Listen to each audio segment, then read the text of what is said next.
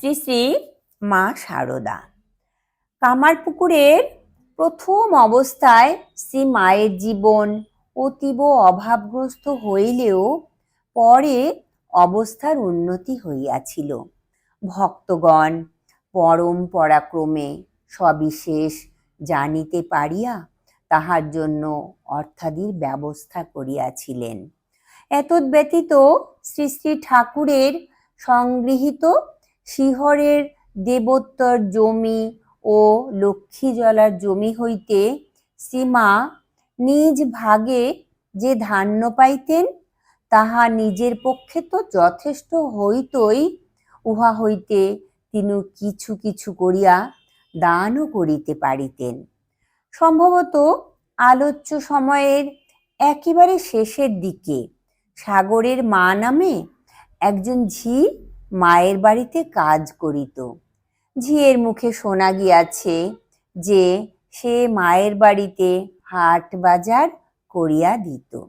শ্রীমা যাহা প্রত্যহ রাঁধিতেন তাহার কিছু কিছু একটা বাটিতে তুলিয়া রাখিতেন।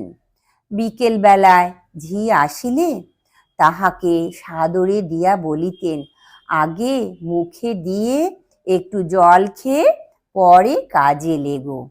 আশ্বিন মাসে পূজার সময় নবমীর দিন ঠাকুর বাড়িতে মা শীতলার ষোড়শ উপচারে পূজা, ভোগ, ছাগ বলি এবং ব্রাহ্মণ ভোজন হইত।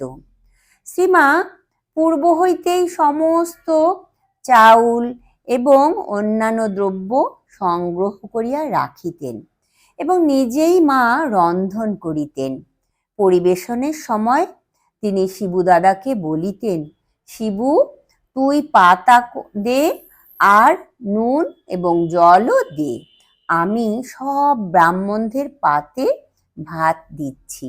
সাগরের মা বলে, তার ছিল যেন লক্ষ্মীর ভাণ্ডার, কোনো জিনিস কম পড়তো না, যা বাঁচত তা আবার যত্ন করে রেখে দিতেন।